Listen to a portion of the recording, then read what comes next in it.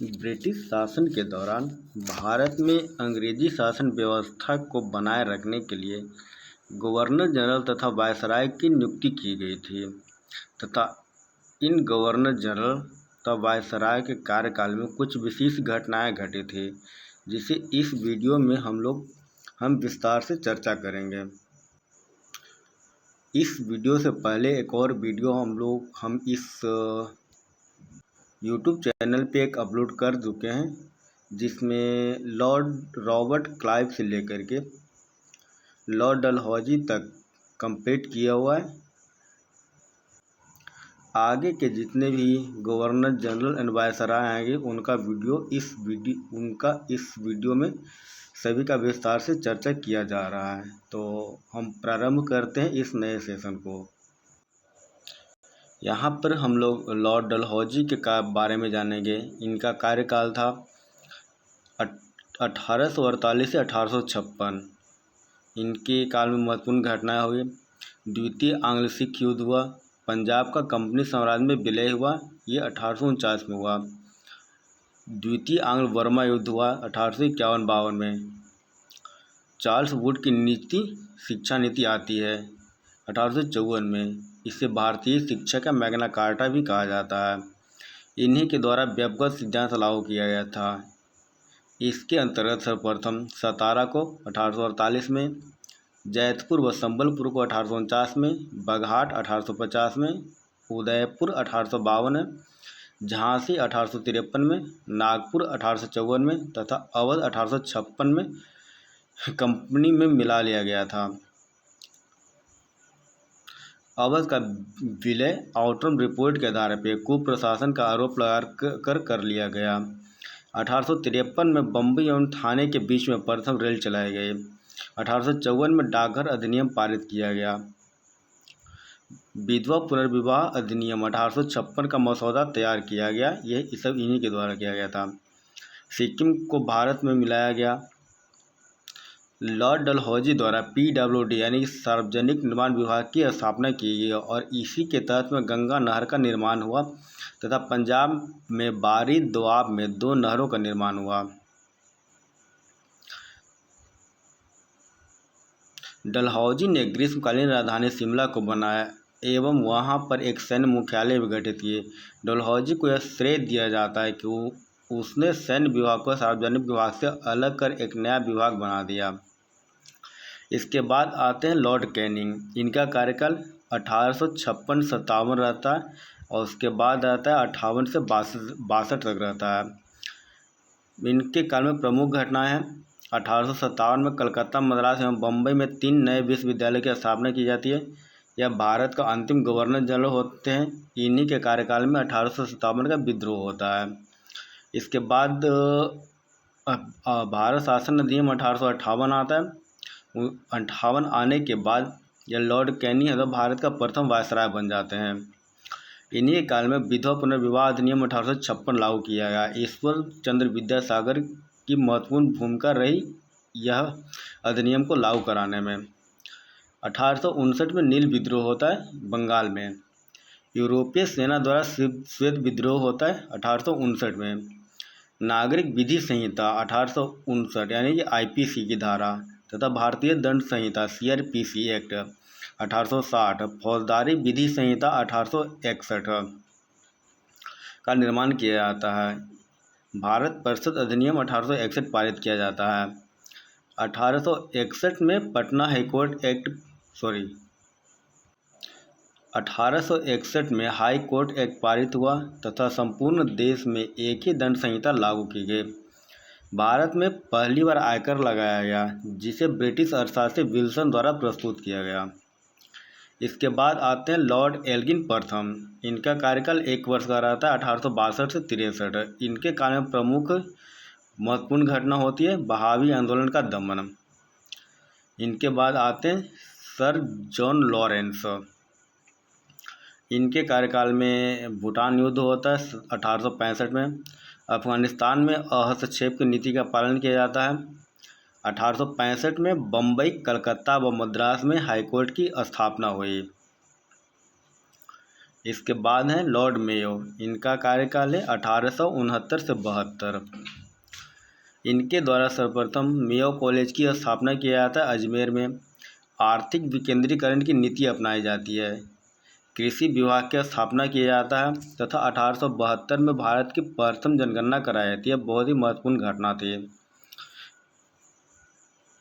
इसके बाद है नॉर्थब्रुक, लॉर्ड नॉर्थब्रुक, इनका कार्यकाल है 1872 से 76। इन्हीं के कार्यकाल में सर्वप्रथम 1875-76 में प्रिंस ऑफ वेल्स की भारत यात्रा होती है। अलीगढ़ में सर सैयद अहमद खान द्वारा मोहम्मडन एंग्लो ओरिएंटल कॉलेज को प्रोत्साहित किया जाता है। 1872 में पंजाब में कुका विद्रोह का दमन किया जाता है। इसके बाद आते हैं लॉर्ड लिटन, इनका कार्यकाल है 1876 से 80। लिटन विख्यात कवि, उपन्यासकार और निबंध लेखक थे तथा साहित्य जगत में ओवन मेरेडिथ के नाम से जाना जाता था। 1776 के 78 में भयंकर अकाल पड़ा, जिससे मद्रास, बम्बई, मैसूर, हैदराबाद तथा मध्य भारत के कई हिस्से तथा पंजाब बुरी तरह से प्रभावित हुए। रिचर्ड स्ट्रेची की अध्यक्षता में अकाल आयोग की नियुक्ति की गई। प्रथम दिल्ली दरबार का आयोजन करवाया जाता है 1 जनवरी 1877 को। ब्रिटेन की महारानी विक्टोरिया को कैसरे हिंद की उपाधि से विभूषित किया जाता है। इन्हीं के द्वारा वर्नाक्यूलर प्रेस एक्ट 1878 पारित कर देसी भाषा के भारतीय समाचार पत्रों पर कठोर प्रतिबंध लगा दिया गया। 1878 में ही भारतीय शस्त्र अधिनियम पारित करके शस्त्र रखने एवं इसके व्यापार के लाइसेंस लेना अनिवार्य कर दिया गया। इन्हीं के कार्यकाल में द्वितीय एंग्लो अफगान युद्ध होगा 1878 से 80 में। इन्हीं के द्वारा सिविल सेवा परीक्षाओं में प्रवेश की अधिकतम आयु सीमा 21 से घटाकर 19 वर्ष कर दी गई। इसके बाद आते हैं लॉर्ड रिपन, इनका कार्यकाल है 1880 से 1884।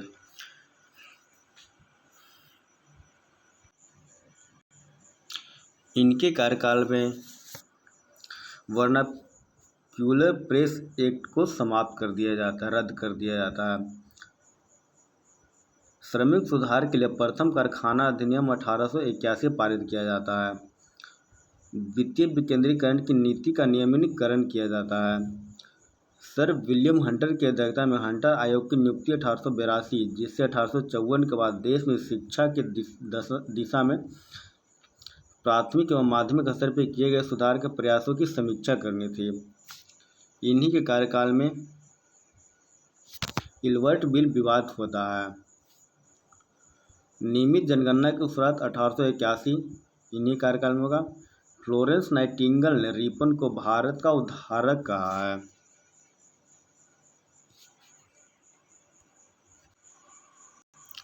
इसके बाद आता है लॉर्ड डफरिन, ये है इनके कार्यकाल में तृतीय आंग्ल वर्मा युद्ध तथा वर्मा का अंतिम रूप से भारत में विलय कर लिया जाता है। भारतीय राष्ट्रीय कांग्रेस की स्थापना 28 दिसंबर 1885 को होती है। बंगाल टेनेंसी एक्ट 1885 तथा पंजाब टेनेंसी एक्ट 1887 पारित हुआ। उसके बाद नागरिक सेवा के विकास के लिए एचिसन आयोग भारत आया था। उसके बाद आते हैं लॉर्ड लैंसडाउन, इनका कार्यकाल 1888 से 1894। इनके कार्यकाल में 1891 में दूसरा कारखाना अधिनियम पारित होगा। भारतीय पार्षद अधिनियम 1892 अस्तित्व में आया। डुरंड आयोग की स्थापना भारत और अफगानिस्तान सीमा निर्धारण के लिए, क्योंकि उस समय भारत और पाकिस्तान दोनों एक ही था, इसलिए उसमें भारत और अफगानिस्तान के बीच डुरंड रेखा बनाया गया था सीमा निर्धारण के लिए।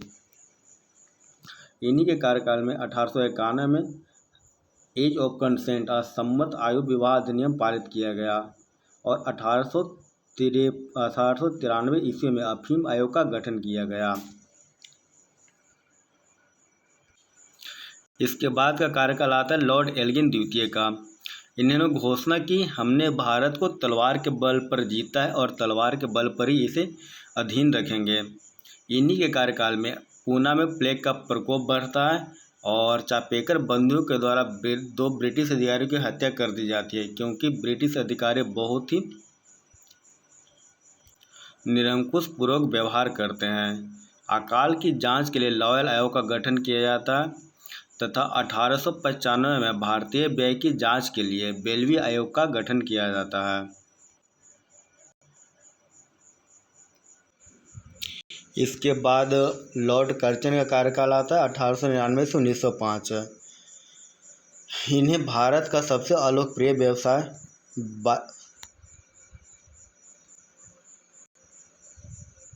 भारत का सबसे अलोकप्रिय वायसराय रोनाल्डो ने कर्जन की जीवनी में लिखी है। कर्जन के कार्यों के आधार बताते हुए गोखले ने इनको आधुनिक भारत का औरंगजेब कहा है। केंद्रीय गुप्तचर संस्थाएं की शुरुआत किया जाता है इनके द्वारा। 1899 में भारतीय टंकन व पत्र मुद्रा विनिमय के द्वारा पाउंड को भारत में मान्य घोषित किया जाता है। 1900 में पंजाब भूमि अनाक्रमण एक्ट पारित किया जिसमें किसानों की भूमि गैर कृषकों के पास न जाए। 1803 में पूसा में एग्रीकल्चर इंस्टीट्यूट की स्थापना की गई। 1901 में भारत में पहली बार जातीय आधार पर जनगणना कराया गया। 1901 में कर्जन ने 1803 में फारस गया। 1904 में ऑफिशियल सेक्रेट एक्ट को पारित कर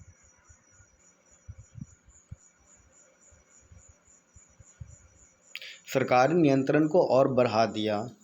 पुलिस प्रशासन में सुधार हो तो एंड्रूज फ्रेजर की अध्यक्षता में पुलिस आयोग का गठन 1902 में किया गया।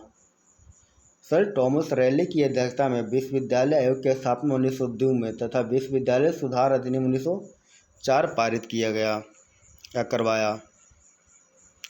मॉन्क्रिक की अध्यक्षता में सिंचाई आयोग की नियुक्ति की गया। उद्योग व वाणिज्य विभाग की स्थापना की गई। प्राचीन स्मारक संरक्षण अधिनियम 1904 पारित कराया गया। भारतीय पुरातत्व सर्वेक्षण विभाग की स्थापना की गई। 1905 का बंगाल विभाजन किया गया।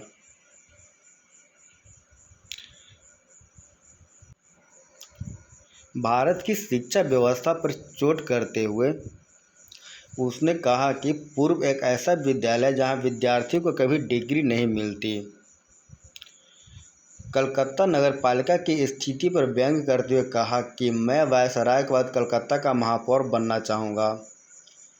कांग्रेस पर व्यंग्य करते हुए कहा कि कांग्रेस अब मरणशील है और मेरी इच्छा है कि मैं इसकी शांतिपूर्ण मृत्यु में सहयोग कर सकूं।